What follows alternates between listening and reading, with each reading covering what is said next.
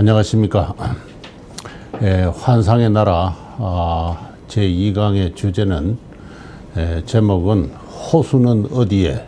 입니다. 여러분 다 잘 아시다시피 우리 오늘날 한국인들은 지역의 별칭으로서 호라는 글자를 즐겨 쓰고 있습니다. 전라남북도를 가리켜 호남 그러고요. 충청남북도를 가리켜 호서 그럽니다. 그리고 경기도 일원을 가리켜 기호라고 합니다. 기호라는 말은 많이 지금 사용하지 않습니다만, 그래도 인천에 가면 지금도 기호일보라는 신문이 있습니다. 호서와 호남에 대해서는 너무나 잘 알기 때문에 더 말할 필요가 없습니다. 이 대한민국의 절반의 지역을 호수로 빗대어서 그 별칭을 짓고 있는데, 그 호수가 어디 있느냐 하는 것이 제가 오늘 제기하는 문제점입니다. 이와 관련해서 우선 전라북도 김제시에 있는 벽골제 문제에 대해서 좀 생각을 먼저 해볼까 합니다. 지금 보이는 이 그림, 이것이 벽골제의 모형도입니다. 여러분이 김제시 부량면을 찾아가면은 벽골제 유적을 볼 수 있는데, 그 관광 안내지가 되어 있습니다. 넓은 광장이 조성되어 있고 전국에서 많은 관광객들이 몰려오는데요. 그 안내 간판에 이 벽골제 모형도가 이렇게 그려져 있습니다. 나중에 설명드리겠습니다만, 이게 동국여지 성남이라는 1481년에 편찬된 지리서의 김제 고적조에 보면은 벽골지를 설명하고 있는데, 그에 근거해서 만든 모형도입니다. 이 전체 둘레가요, 여기는 일부분밖에 안 그려져 있는데, 동국여지 성남에 의하면 총 둘레가 무려 한 95km나 되는 거대한 호수입니다. 따라서 이 3.14 파이로 나누면 지름은 한 30km가 됩니다. 직경 30km의 거대한 호수가 있고요. 이 호수에 4개의 수문이 이렇게 장생거, 중심거, 경장거 이런 식의 방수구가 이렇게 있어서 그 아래 평야를 관계하고 있는 그와 같은 모습입니다. 이 직경 30km의 둘레 90km의 거대한 호수가 오늘날 우리 현실 속에 이렇게 모형도로 살아 있습니다. 근데 저는 이 벽골제 모형도는 비록 동국여지 성남이라는 지리서에 근거해서 그려진 것이긴 하지만 하나의 환상이다, 그렇게 생각을 합니다. 사로 비판을 하면은 동국여지 성남은 환상에 의해서 지어진 지리서다, 그렇게 이야기할 수 있습니다. 이 다음에 보는 이 지도는요, 구글에서 캡처한 것인데, 여기 바로 이 지역에 한 2.7km 정도 이 월송리라는 이 야산에서 이 건너편 야산을 연결하는 여기가 바로 이 벽골제입니다. 벽골제 유적이 있는데요. 여기가 유명한 이 전북 평야 또는 김제 평야라 하는 평야 지역입니다. 그러니까 동국여지 성남의 설명대로 하자면 이 벽골제가 이 일대 전체를 저수지로 만들었다는 것입니다. 그런데 이 일대 전체는 둘레가 한 30km밖에 안 됩니다. 실제로는 동국여지 성남은 여기서 전주까지 보이지 않습니다만은 전주 정읍에 이르는 광활한 어떤 오늘날 전라북도의 거의 절반을 호수로 삼고 있는 그런 것입니다. 근데 제가 이걸 환상이라고 얘기하는 것은, 이렇게 거대한 어떤 호수가 만들어져 가지고 바깥에 관계를 하는 바로 그 지역이 바다입니다. 바다. 이 새만금, 여기 동정강이 이렇게 흐르고요. 그래서 이렇게 평야를 막아 가지고 바깥 지역에 얼마 되지도 않는 바닷가를 관계한다는 게 처음부터 말이 안 된다 해서, 그래서 환상이라고 생각하는 것입니다. 이 그림은요, 한국의 그 하해 혼성 평탄 지역의 분포에 관한 지리학자 서울대학교 박소진 교수가 그린 그림인데요. 이 우리 한반도에서 이 강과 바다가 상호 왔다 갔다 하면서 퇴적장애에 의해서 만들어낸 저지대 평탄 지역의 분포를 말합니다. 가장 유명한 것이 바로 이 오늘날 김제평야, 이 가장 새카만 색입니다. 가장 낮은 곳이고요. 이 표고가 5m 이하입니다.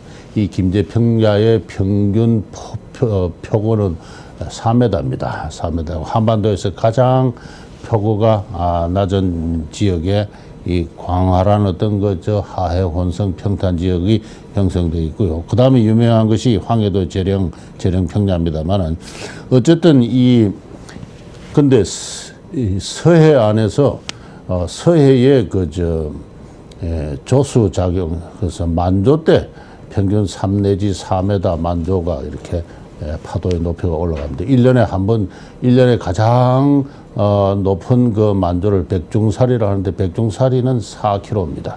그래서 4m입니다. 그래서 백중사리의 높이하고 이 지역의 그 평탄 지역의 표교하고 같습니다. 따라서 물을 막는 어떤 제방 시설이 없으면 바닷물이 쭉 안으로 들어오게 되어 있습니다.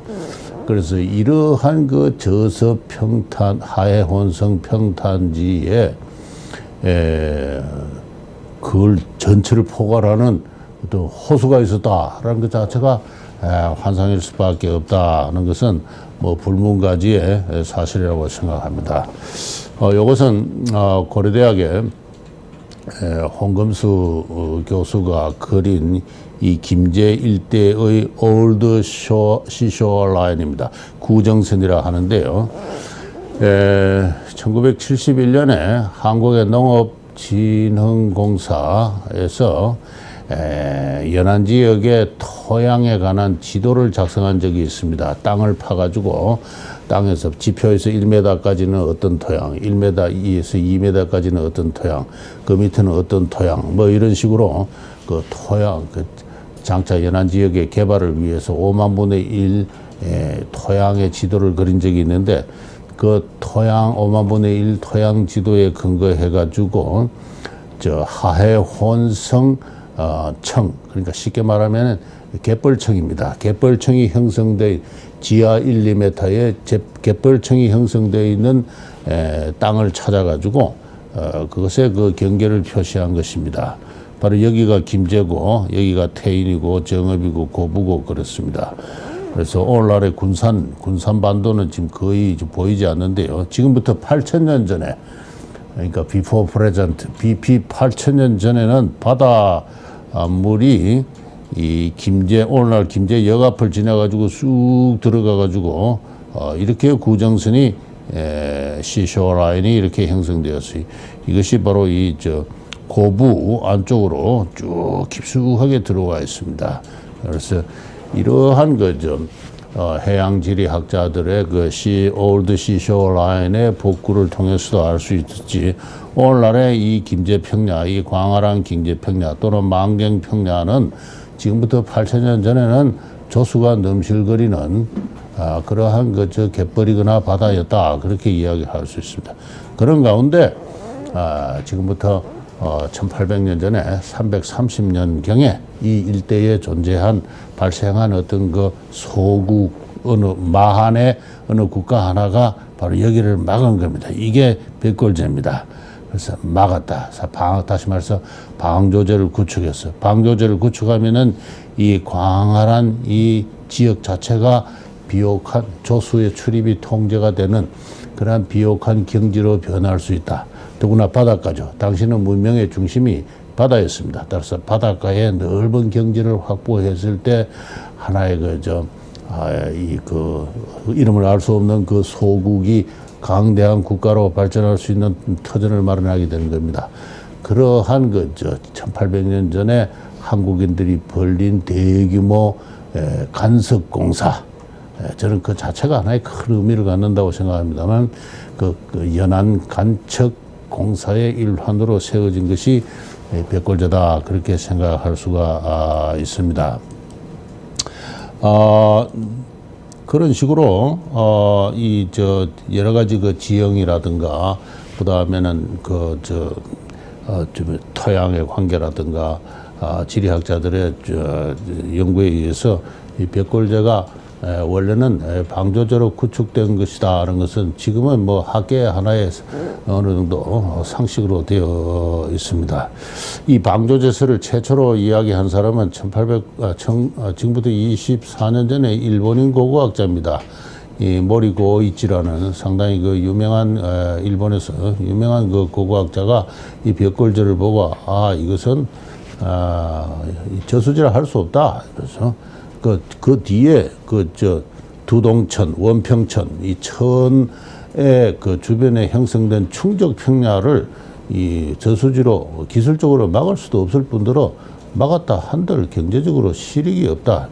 그래서 이것은 바다에 인접해 있는 곳이니까 방조제로 봐야 된다, 이런 이야기를 한 적이 있고 그렇습니다. 그 이야기에 자격을 받아서 2003년에 농업기반공사에 박성현 등 몇 사람들이 실제로 그런가 해서 오늘날 이 백골제 제방 안쪽에 땅을 팠습니다. 그러니까 1m 밑에 그 1m, 지표 1m는 하천의 충적작용에서 생긴 농경에 적합한 어떤 그 사질의 점토, 그리고 그 밑에는 미성숙의 갯벌, 회색의 갯벌이 나오고 있어서 이것이 오래전에는 조수가 출입한 그러한 곳이다라는 것이 밝혀졌습니다. 그리고 또 그 박성현 등은 이 서해안의 만조시의 그 해수면에 그 표고하고 그다음에 김제평야의 표고가 거의 일치한다.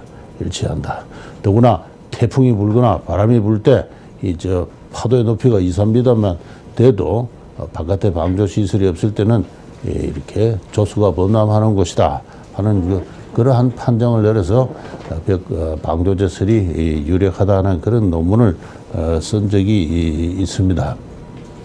저도 개인적으로는 2007년에 이 백골제에 대해서 글을 썼습니다. 제가 이 백골제 가설을 보니까 이거 백골제의 수문인데요. 이 지금 보이는 이 양쪽의 그 돌기둥, 이것은 바다 쪽으로 향해 있습니다. 그래서 제가 이걸 보고 이거는 바닷물을 막는 관문이지. 저수지의 출수구, 방수구일 수는 없다. 저수구, 출수구는 제방 안쪽에 있어야 됩니다. 제방 안쪽에 있고, 그 다음에 그 방수구, 출수구를 보호하는 시설이 그 제방 안쪽에, 가령 예를 들어서, 큰 구멍이 있는데 구멍을 이렇게 어떤 나무 토막을 갖고 막습니다. 막는데 물을 저장했다가 나중에 이제 물을 관계를 할 때는 그 나무 마개를 떼면은 물이 쏠려 들어서 출수구 자체가 손상이 되죠. 그걸 방지하기 위해서 물의 충격을 방지하는 시설을 안에서 갖추는 그 나름대로 저수지는 저수지 정건대 사업에서는 만드는 법이 있습니다. 알려져 있는데요. 거기에 비한다면은 이거는 저수지의 출수구가 아니고 바닷물을 막는 방수구다. 방조제 관문이다는 걸 제가 알고 그렇게 주장을 한 적이 있는데 그 비슷한 시기에 여러 사람들이 많은 이야기를 했습니다. 어떤 분은 토목공학자인데요. 이렇게 낮은 5m짜리 5m 내지 7m인데요. 이런 시설을 갖고서는 물을 가둘 수가 없다. 그죠? 김황기라는 분이 그런 주장을 했습니다. 그래서 얇은 쟁반에 이렇게 물을 담아놨는데 이 백골제 이렇게 이 한 5m 내지 7m 제방으로 이 물을 가둘 수가 없고, 그 다음에 제방의 발굴 기록을 보니까 제방 안에 심이 없다. 물의 누수를 방지하는 아주 석회라든가 기타 찰흙으로 단단하게 어떤 물의 누수를 막는 그러한 심토층이 없다. 또 심토를 부설할 만큼 제방의 크기가 크지 않다. 따라서 이거는 물을 가두는 시설이라기보다도 물을 막는 시설이 옳다. 그런 이야기를 합니다. 그래서 벽골제가 원래 저수지가 아니고 방조제로 구축된 것은 그 명확한 사실로 더 이상 논쟁거리가 되지는 않습니다. 뭐 아직도 그것을 저수지라고 주장하는 사람이 있는데요. 그는 뭐 과학적인 어떤 그 근거가 저는 없는 그냥 동국여지 성남에 그렇게 되어 있다. 그러나 사료란 것은 비판의 대상이 됩니다. 이 동국여지 성남을 제가 보니까 이 누가 썼는지 알 수가 없는, 저자가 알 수가 없는 그런 기록이고, 많은 또 이 환상이 그 글 자체 내에 있어요. 다시 그 벽골제 그림을 보게 되면은 이 수문 4개가 있는데요. 이 바깥 수문은 태인으로 간다. 아까 그림으로 보셨지만 태인이라는 것은 여 상류에 있습니다. 여 옆에 동진강이 흐르고 있는데 동진강의 상류에 태인이 있어요. 여기서 물이 나와가지고 어떻게 하천의 상류를 거슬러 올라가가지고 태인으로 갑니까? 말이 안 되죠. 여기 태인으로 가는 이 수로가 2개나 있습니다. 부안도 마찬가지예요. 이 부안도 이쪽에 아까 그림에 나옵니다만 상류에 있습니다. 여기 마지막 제일 오른쪽에 있는 이 수로는 만경으로 간다 했는데 그 다음 그림에도 보듯이 여기 가는 데는 중간에 여기가 만경인데 이 중간에 산이 있어요. 이 산이 갈 수가 없어요. 그래서 15세기 1481년에 이 글을 쓴 사람은 이 벽골제를 보고 그 2m짜리 참 2km, 3km, 정확하게 2.7km 되는 거대한 제방을 보고 그 안쪽 평야 전체가 옛날에 호수였다 하는 이런 상상을 하면서 그러한 그저 상상에 글을 쓴 겁니다. 그 글을 쓴 거고 누가 쓴 건지도 알 수 없는 그 글이 지금까지 전해오면서 벽골제 저수지설 동방의 거택이다. 동방의 거택이다. 우리 동쪽의 거대한 못이다 하는 그러한 설을 전승시켜 왔습니다. 그래서 실제로 1415년에 태종연간이 되면은 이 저수지를 다시 파내야 된다. 그래서 저수지를 다시 보강을 하고 그 안쪽을 파내가지고 이 동방의 거택을 복구를 하게 되면은 다시는 이 지역에 흉년이 될 일이 없다. 이렇게 해서 2만 명의 백성을 동원해서 이것을 저수지로 만드는 공사를 합니다만 불과 한 달 만에 공사 기간이 한 달에 불과해요. 한 달 만에 무슨 저수지를 만듭니까? 그렇게 해서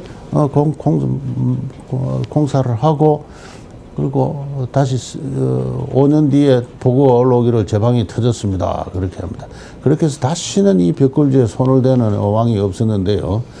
바로 그 태종 때 있었던 그 공사 때 어떤 사람이 글을 쓰기를 아까 이야기한 대로 이 주변이 무려 7만 보가 되는 무려 95km나 주변이 되는 거대한 어떤 연못이었고 수문이 4개가 있어가지고 저 부안, 태인, 말이지 만경까지 관계를 하는 동방의 거택이다. 이런 글을 하나 썼어요.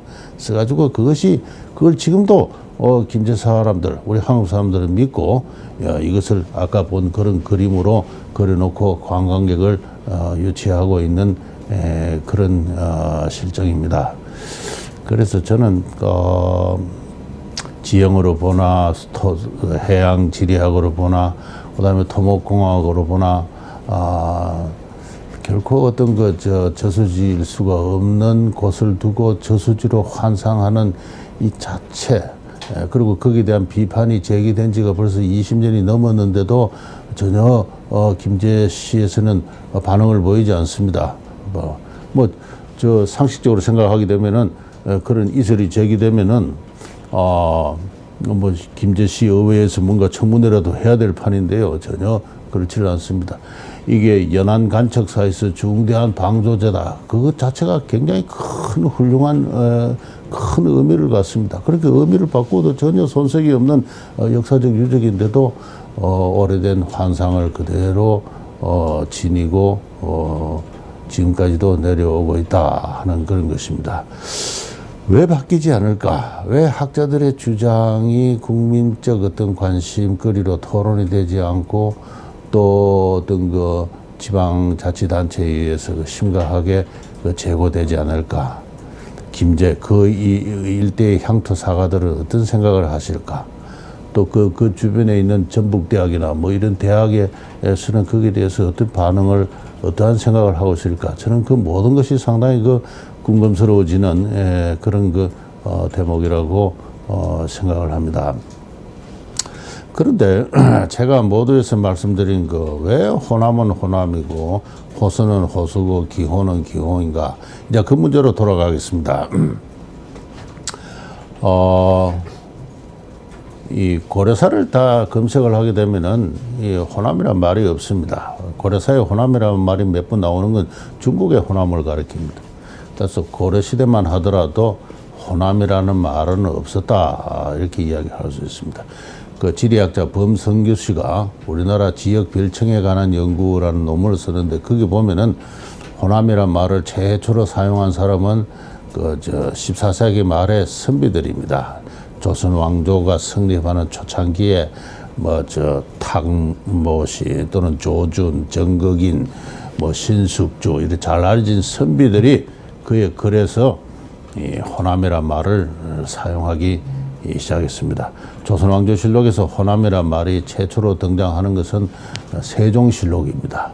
그래서 세종 때가 되면 어느 정도 호남이란 말이 세간에 널리 알려지기 시작했습니다.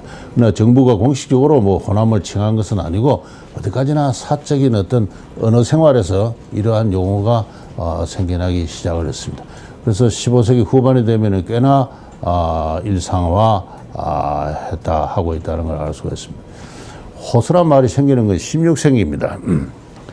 호남이란 말이 생겼으면은 그 북쪽에 있으니까 호북이라 해야 마땅할 텐데, 따라서 전혀 별개의 계통으로 이 호수란 말이 16세기부터 또 사람들이 쓰기 시작합니다.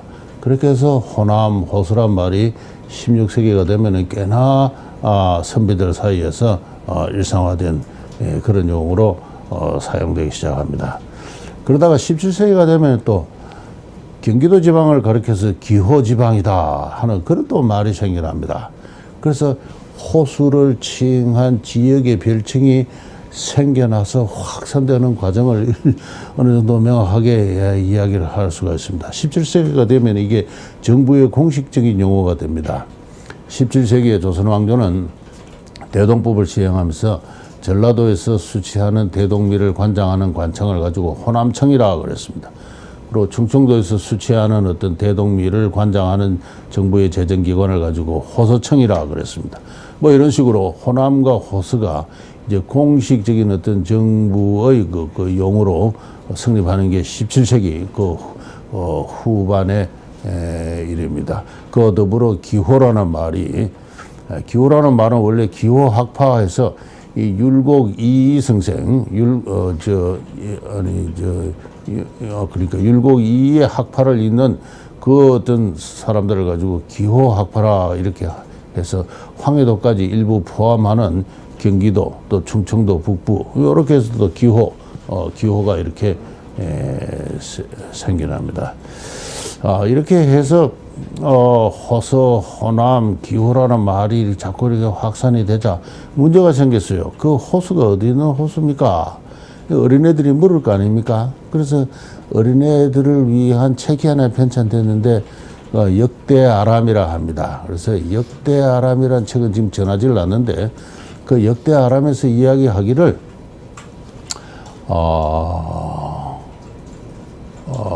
호남 벽골제를 경계로 해서 그 남쪽을 호남이라 하고 그 북쪽을 호서라 한다. 그 남쪽의 전라도를 호남이라 하고 그 북쪽의 충청도를 호서라 한다. 그런 명칭이 생겨난다. 그런데 혹자는 호서 지역은, 호서라는 말은 어림지를 경계로 해서 생겨난 말이기다라고도 했다 하는 그런 식으로 해설을 달아요. 그 역대아람이라는 책이.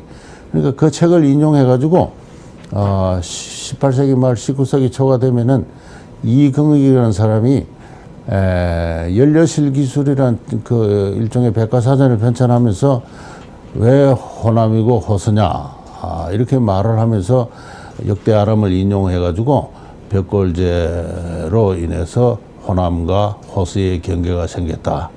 혹은 호수는 어림지 때문이라고도 한다. 뭐 그렇게 이야기를 합니다. 1840~50년경에 편창된 동정고라는 백과사전이 있는데요. 거기서도 역대 아람을 인용을 해서 똑같은 말을 합니다. 호남과 호수가 생겨난 것은 벽골제를 경계로 해서 그렇다 하는 이런 말을 합니다. 근데 1819년에 그 19세기를 대표하는 대학자 정약용 선생이 그 일종의 사전을 편찬하는데요. 아은각비라는 거기서는 뭐라고 이야기했냐면은 호남은 벽골제 남쪽이라 해서 호남이라 하고 호서는 어림지 서쪽이라 해서 호서라고 하는데 나는 이것이 옳은지 알지 못하겠다. 그렇게 이야기를 합니다. 이렇게 해서 말이 먼저 생기고 그 말에 뭔가 이렇게 증거를 갖다 대기 위해서 사람들이 뭘 찾다 보니까 이제 벽골제도 나오고 어림지도 나오고 하는 그런 상황이 됩니다. 실제로 지도를 놓고 가만히 보면은 어림지는 그 폭이 한 200m 밖에 안 되는 조그마한 저수지인데다가 그게 뭐 지역의 경계를 나눌 만한 그런 큰 어떤 저수지일 수가 없고 어림지의 서쪽은 경기도입니다. 그러니까 경기도를 호소라 해야 되고 충청도 북쪽에 있으니까 충청도가 호남이 되어야 되죠. 그러니까 호소란 말이 생기는 것을 뭔가 설명하다 보니까 그렇게 어림지가 붙어 나온 겁니다. 그런 것을 대강 알 수가 있어요.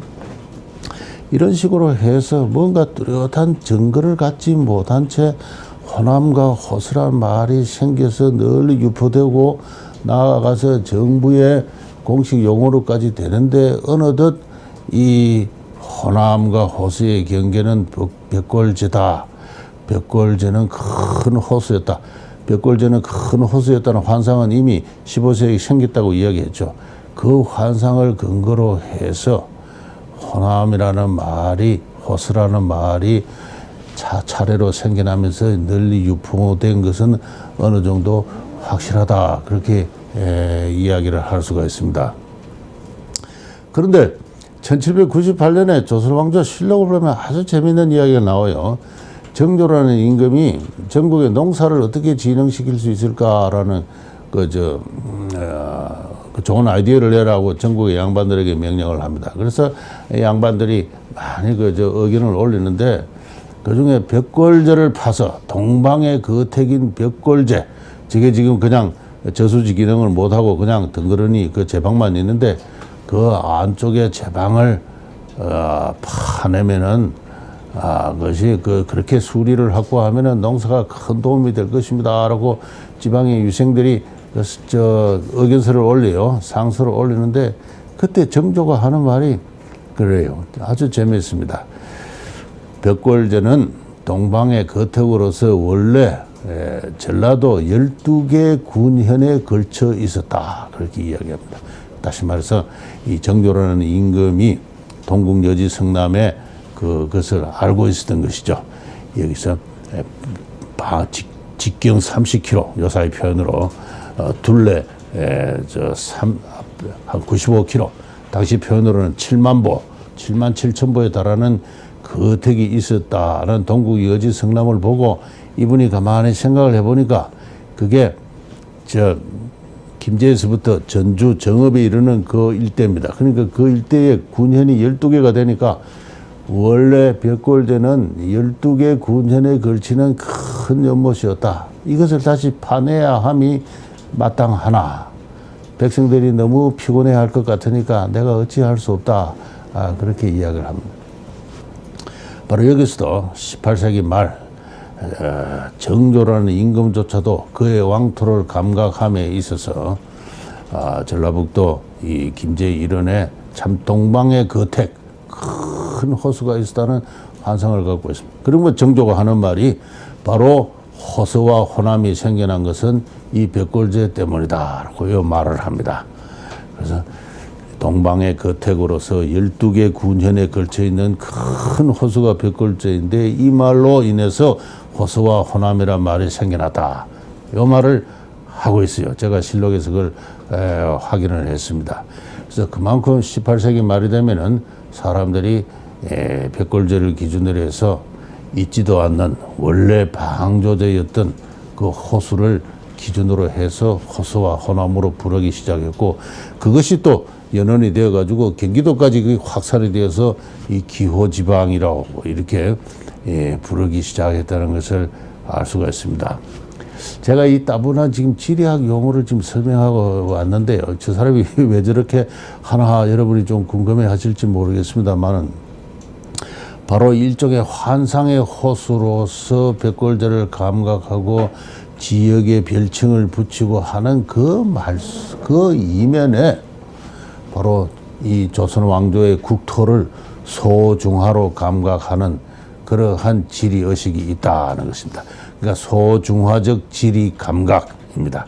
아까 제가 어느 그 지방의 그 유생이 백골제를 파내야 된다라고 주장한 이 백골제를 파내면은 노령 이북은 다시는 흉년이 들지 않을 것이며, 우리는 소주와 항주와 같이 우리나라는 소주와 항주처럼 풍요로울 것입니다. 그렇게 뭐든지 중국에 갖다 빗대어 놓고 소주, 항주와 같은 그런 풍요로운 도작, 그 벼농사의 고장이 될 것이다, 이렇게 이야기합니다.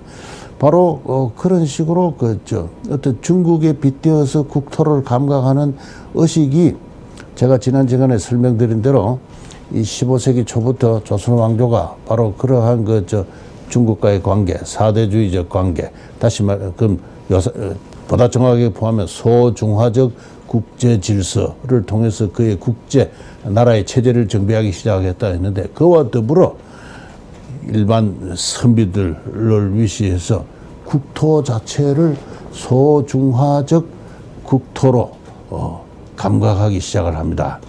그렇게 해서 바로 이 중국풍의 호남, 중국의 호남성이 있지 않습니까? 송대부터 호남이라 했는데, 그 호남이란 말이 그렇게 백골제, 마치 중국에 가면 동정호라는 큰 호수가 있습니다. 그 직경이 300km 돼요, 한때. 그걸 경계로 해서 호남성과 호북성이 있는데, 마치 그와 같은 어떤 거대한, 동정호만큼 크지는 않지만 그에 비견할 만한 큰 호수가 한때 김제 일원에 있었고, 그 남쪽이 호남이다 하는 이러한 국토 감각이 생겨나는 겁니다.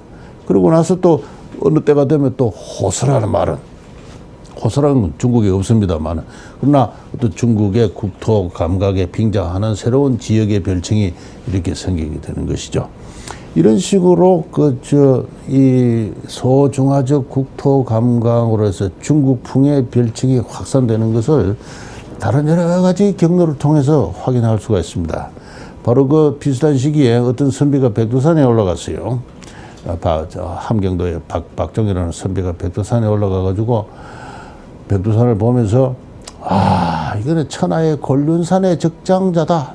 중국의 어느 산도 백두산에 중국의 천하 제일은 곤륜산인데 중국에 오악이 있습니다. 이 오악도 백두산이 봐도 못하다. 그러니까 백두산은 곤륜산의 적장자다, 그렇게 이야기를 합니다. 그래서 기자의 나라가 이 백두산에서 기맥이 뻗어나가서 한반도 곳곳에까지 기자의 나라의 정맥이 성립한다 하는 이 백두대간설이 거기서 나와요. 그래서 곤륜산의 적장으로서 중국의 어느 산보다도, 곤륜산을 제외한 어느 산보다도 웅장한 기맥의 상징으로서 백두산을 이야기를 합니다. 그렇게 해서 그 기맥이 흐르는 한반도, 기자의 나라를 칭송을 하죠. 이런 식으로 국토 감각 자체가 소중화적 자기 아이덴티티를 찾기, 그런 15, 16, 17, 18세기 벌써 한 400년 가까이 그런 세월을 거치면서 그러한 문화가 이렇게 형성되어 왔던 것입니다. 그래서 제가 말씀드리고 싶은 것은 바로 오늘날 우리가 즐겨 쓰고 있는 이 말 속에서 우리는 소중화적 국토 감각을 지금도 계승하고 있다. 알게 모르게 계승하고 있다. 환상의 호수, 백골제로 인해서 생겨난 소중화적 국토 감각에 기초한 별칭을 오늘날까지도 우리가 아무 생각 없이 쓰고 있을 때 이것은 과연 무엇을 의미할까를 한번 생각해보자 하는 그런 뜻입니다. 제가 이전에 제가 한 3년 전에 쓴 대한민국 역사라는 책에서 말씀드렸습니다만, 대한민국이라는 나라는 충분한 준비 없이 허둥지둥 생겨난 나라입니다. 그래서 뭐 정부 형태를 어떻게 가져갈 것인지 아무런 대책도 없이 그냥 나라를 만들다 보니까 정부 형태를 둘러싸고 50년 내내 심각한 정치 분쟁이 있었다, 이런 이야기를 했습니다. 마찬가지로 이 서울의 이름은 지금까지도 짓지 못하고 그냥 서울 그러고 있습니다. 다 준비가 없이 이 나라가 이렇게 허둥지둥 만들어진, 조선시대 한성부로 돌아가든가, 뭐 일본 사람들이 만든 경성이라는 말을 폐지를 했으니까 돌아가야 되죠. 근데 뭐 그냥 이름을 짓지 않고 미군정이 서울로 지었으니까 지금까지 서울 합니다. 이런 식으로 허둥지둥 나라를 만들어 오다 보니까 조선시대에 사용하던 여러 가지 소중화적 국토 감각에 비롯된 그 지역 명칭조차도 지금까지 계속 그냥 사용해 오고 있는 것입니다. 이런 거 한번 재고할 필요가 있지 않을까. 다시 말해서 우리는 지금 어떠한 역사적 아이덴티티로 스스로를 살고 있는가. 그 문제를 한번 생각해보는 좋은 토론거리가 되지 않을까. 막 그런 생각에서 오늘 호수는 어디에라는 제목으로 여러분의 지적 호기심을 한번 자극해 보았습니다. 예, 감사합니다.